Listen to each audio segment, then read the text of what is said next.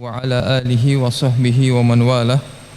Masih di dalam pembahasan hadis yang kelima, yaitu hadis Abu Hurairah radhiyallahu taala anhu, bahwa Nabi sallallahu alaihi wasallam bersabda, la yabulanna ahadukum fil ma'id da'imil ladzi la yajri thumma yaghtasilu minhu. Nabi sallallahu alaihi wasallam bersabda, janganlah salah seorang di antara kalian kencing di air yang diam, tergenang, tidak mengalir, kemudian mandi darinya. Hadisnya diriwayatkan oleh Al-Imamul Bukhari dan juga Al-Imam Muslim. Dan dalam riwayat Imam Muslim, Nabi SAW bersabda, la yagtasil ahadukum fil ma'id da'im wa huwa junubun. Janganlah salah seorang di antara kalian mandi di air yang diam, tergenang, tidak mengalir, dalam keadaan dia sedang junub, terkena hadas besar. Dan telah kita ketahui bahwa Nabi SAW dari hadis yang bersama kita melarang untuk kencing, buang air kecil di air yang tergenang, di air yang diam, yang tidak mengalir, seperti al-khazanat, yaitu tempat penampungan air yang besar, tangki-tangki ataupun bak-bak. Demikian juga pada as-soharij.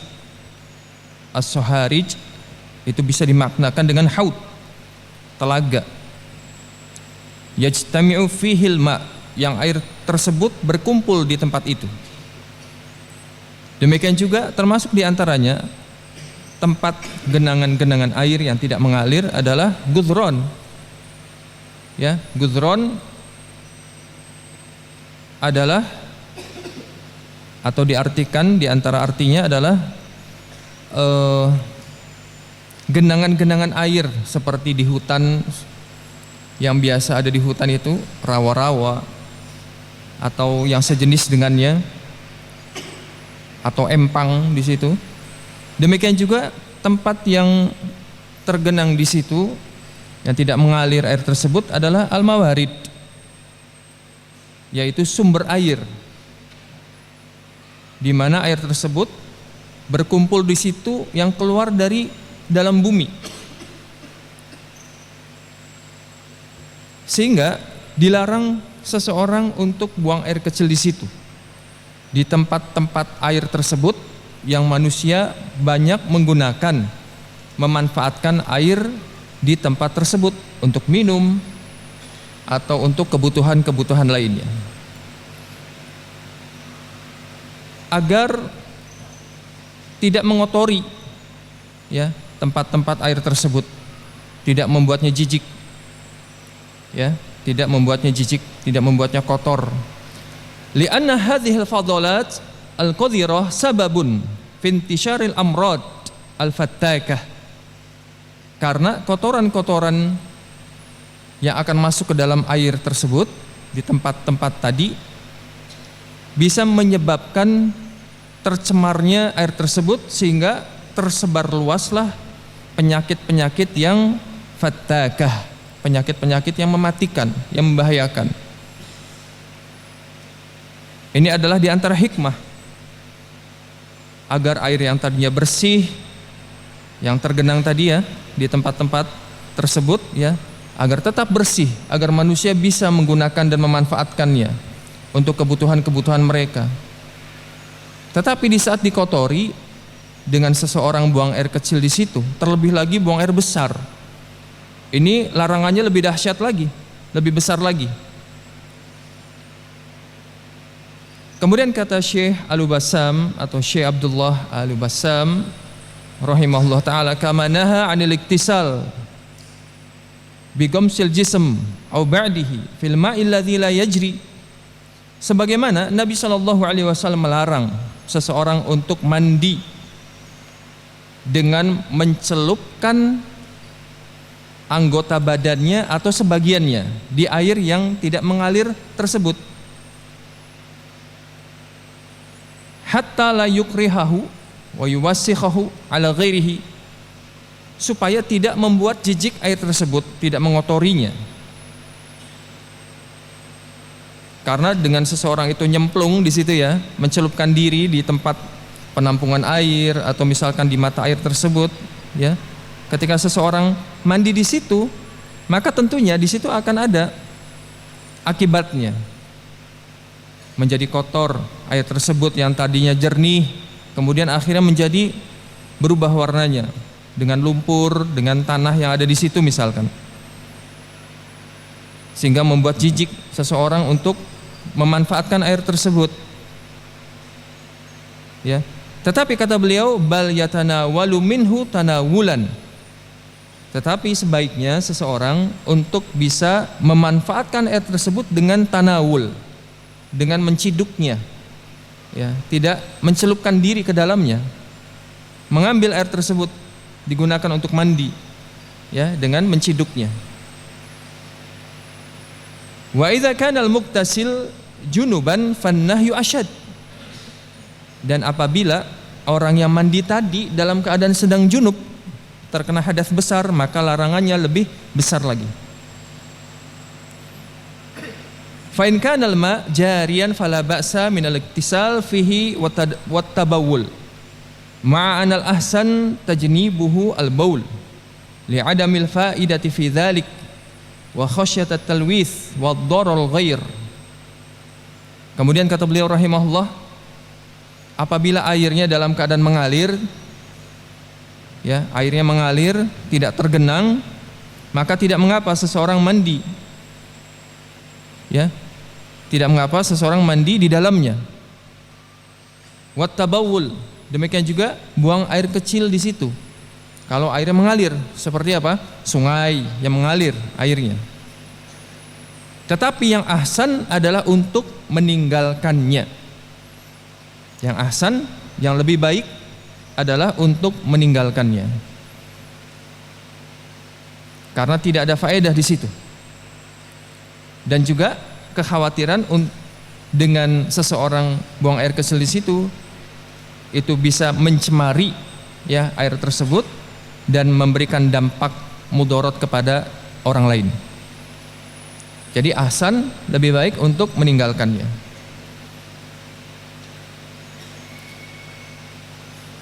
Di dalam hadis ini terdapat khilaf, perbedaan pendapat di antara para ulama. Di antara yang diperbedakan, di antara apa yang terjadi perbedaan di situ adalah apakah larangan untuk buang air kecil di situ, ya, hukumnya haram atau karohiyah, hanya makruh saja. Maka Malikiyah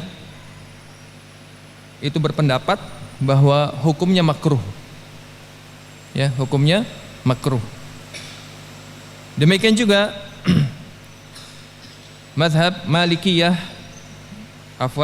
Al-Hanabilah dan Zahiriyah mengatakan bahwa hukumnya adalah haram. Ya. Dan sebagian dari ulama mengatakan bahwa ila annahu muharramun fil qalil wa makruhun fil katsir. Ada di antara mereka yang berpendapat bahwa diharamkan pada air yang sedikit jumlahnya dan makruh pada jumlah air yang banyak.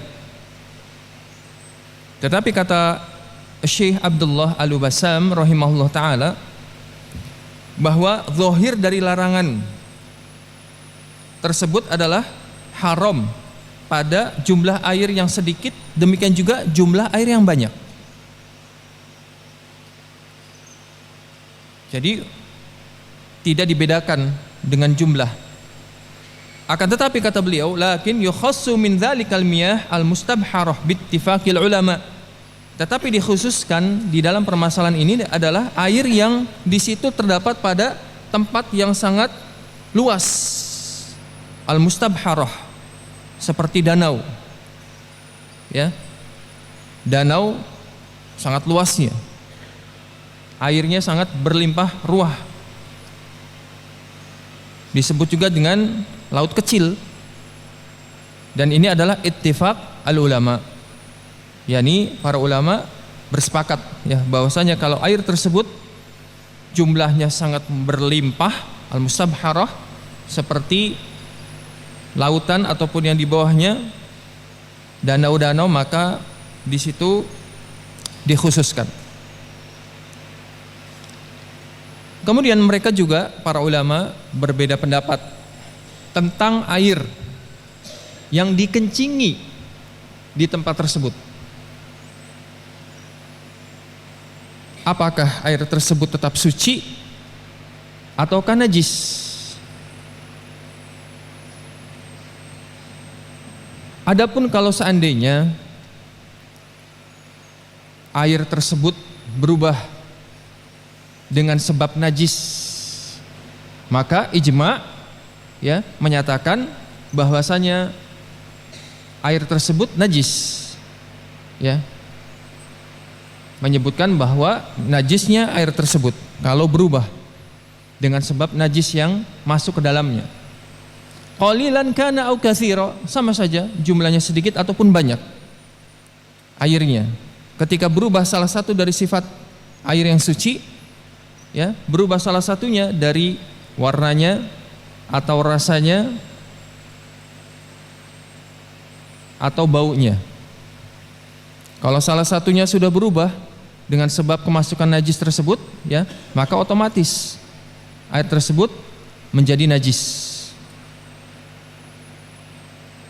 Wa in kana qalilan ghairu mutaghayyir bin najasah. Nah, sekarang pertanyaannya adalah apabila air tersebut jumlahnya sedikit tetapi tidak berubah salah satu dari atau tidak berubah dari kesuciannya, ya, dengan sebab kemasukan najis-najis ke dalamnya, bagaimana? Airnya sedikit tetapi kemasukan najis tetapi tidak merubah, ya, tidak berubah warnanya, tidak berubah baunya, tidak berubah rasanya. Maka di sini pun ada khilaf di antara para ulama. Sahabat Abu Hurairah, Ibnu Abbas dan Al-Hasan Al-Basri, Ibnu Musayyib, wa Thawri, wa Daud, wa Malik dan Al-Imam Al-Bukhari menyatakan bahwa air tersebut tidak najis. Air tersebut tidak najis. Bahkan Al-Imam Al-Bukhari rahimahullah ta'ala membawa beberapa hadis yang membantah terhadap orang yang menyatakan bahwa air tersebut adalah najis. Tetapi sahabat Ibnu Umar, Mujahid, demikian juga Al-Hanafiyah wa Syafi'iyah dan juga Al-Hanabilah, ya, menyatakan bahwa air tersebut najis dengan sebab kemasukan najis walaupun tidak berubah. Walaupun tidak berubah. Yang kita bahas adalah air yang jumlahnya sedikit. Air yang jumlahnya sedikit. Dan mereka berdalilkan dengan dalil-dalil, di antaranya adalah dalil yang bersama kita, hadis yang bersama kita. Tetapi kata Syekh Abdullah Al-Bassam rahimahullah ta'ala bahwa semua dalil tersebut bisa dibantah. Wastadallal awwalun bi adillatin katsirah, dan pendapat yang pertama, para ulama yang berpendapat dengan pendapat yang pertama yang menyatakan bahwasanya air tersebut tidak najis, ya, mereka berdalilkan dengan dalil yang banyak. Di antaranya adalah apa yang diriwayatkan oleh Abu Dawud dan Tirmidzi dan dihasankan olehnya. Nabi SAW bersabda, al-ma tahurun la yunajjisuhu syai'. Air itu suci dan tidak ada yang menajiskannya oleh sesuatu pun. Dan mereka menjawab, menjelaskan tentang hadis yang bersama kita, bahwa larangan untuk kencing, untuk buang air kecil di air yang tidak mengalir, ya, itu adalah dalam rangka untuk tidak membuat jijik, tidak membuat kotor, ya, terhadap air tersebut yang bisa digunakan oleh orang-orang yang akan memanfaatkan air tersebut As-suqah artinya adalah jamak dari saqi. Saqi artinya adalah orang yang mengambil air minum untuk diberikan kepada orang lain atau untuk diminum oleh dirinya. Al-waridin adalah orang-orang yang datang untuk mengambil dari air tersebut. Jadi mereka menjawab, para ulama menjawab dan menjelaskan tentang hadis yang bersama kita, bahwa larangannya itu dalam rangka supaya air tersebut tidak kotor, tidak jijik ketika digunakan oleh orang-orang, bukan untuk menunjukkan akan najisnya air tersebut.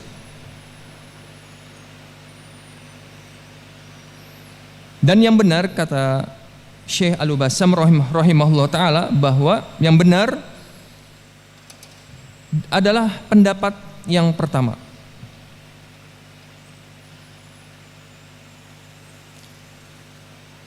Kata beliau rahimahullah ta'ala, fa inna madarat tanajjus ala taghayyur bin najasah qallal ma'u au kathur.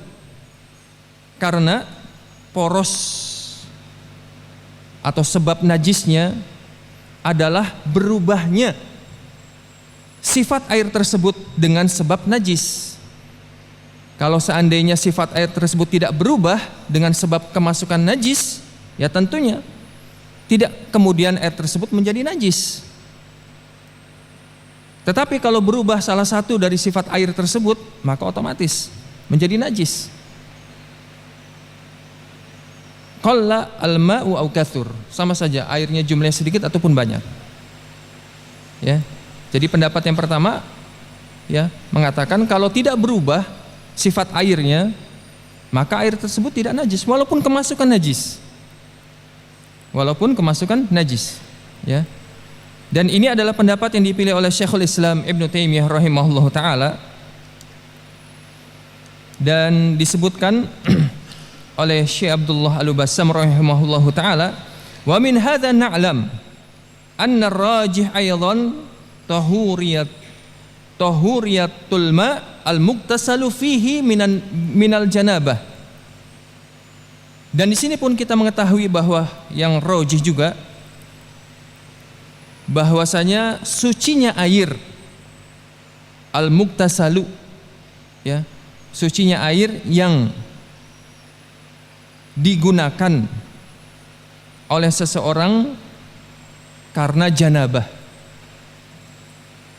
yakni di saat ada air tergenang, air yang tidak mengalir, kemudian ada seseorang mandi di situ, mandinya mandi janabah, ya,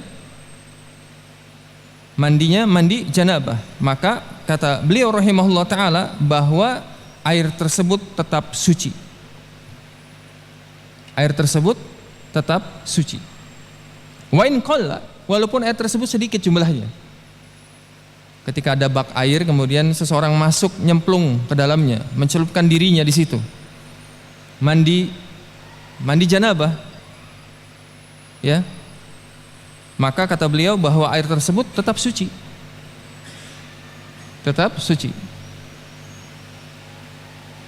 Demikian juga dengan seseorang yang mencelupkan kedua tangannya ke bejana, mencelupkan tangannya ke dalam bejana, bangun dari tidur malamnya, ya, kemudian dia masukkan kedua tangannya dalam keadaan belum dicuci kedua tangannya. Pertanyaannya, apakah air di dalam bejana tersebut menjadi najis? Najis atau tidak?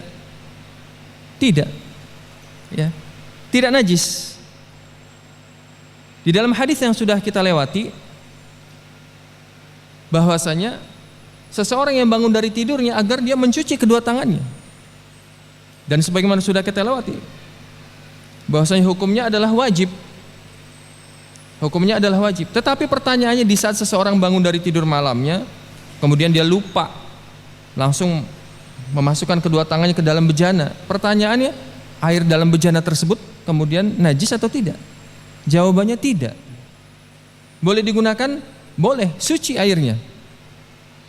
Boleh digunakan untuk berwudu? Boleh, suci airnya. Demikian juga yang disebutkan oleh beliau tentang seseorang yang tadi mencelupkan diri mandi di dalam air yang tergenang, masuk ke dalamnya. Pertanyaannya, air tersebut apakah menjadi najis? Tidak. Ya. Khilafan lil masyhur min madhabina wa madhhab Syafi'i min anna al-iktisal yaslubuhu sifat at-tuhuriyah madama qalila. Berbeda dengan apa yang masyhur dari mazhab kita atau mazhab kami dan juga mazhab Asy-Syafi'i yang menyatakan bahwasanya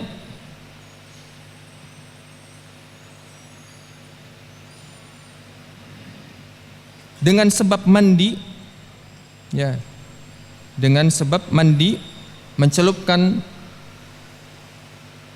badannya ke dalam air yang tergenang tadi, ya, itu bisa menghilangkan sifat kesucian selama air tersebut jumlahnya sedikit, ya. Tetapi kita kembali kepada apa yang beliau sebutkan, ya, bahwasanya yang rajih bahwasanya air tersebut tetap suci walaupun air tersebut bekas digunakan oleh seseorang untuk mandi janabah di dalamnya, ya. Barakallahu fikum. Ma yu'khadhu minal hadis. Apa yang bisa kita ambil dari hadis ini? Faedah yang pertama adalah an-nahyu 'anil baul fil ma'il ladzi la yajri wa tahrimuhu. Larangan untuk buang air kecil di air yang tergenang tidak mengalir, wa tahrimuhu, dan hukumnya adalah haram. Ya, hukumnya adalah haram. Wa aula bit tahrim at-taghawwud sawa'un akana qalilan am katsira dunal miyah al-mustabharah. Lebih-lebih lagi pengharamannya adalah at-taghawwud, ketika seseorang dalam keadaan buang air besar di situ. Ya. Sama saja apakah airnya itu sedikit ataupun banyak. Selain air yang al-mustabharah, air yang sangat berlimpah seperti danau atau yang semirip dengannya.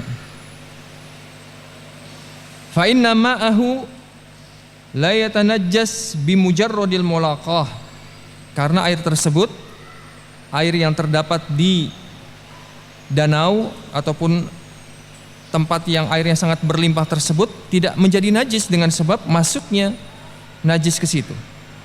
Bal yantafi'u bihi li hajatin katsirah ghairi tatahhur bihi minal ahdath. Bahkan manusia bisa memanfaatkannya untuk kebutuhan-kebutuhan mereka yang sangat banyak selain untuk bersuci dari ahdath, dari hadas-hadas, sehingga manfaatnya sangat banyak. Ya, air yang mustabharah yang sangat berlimpah.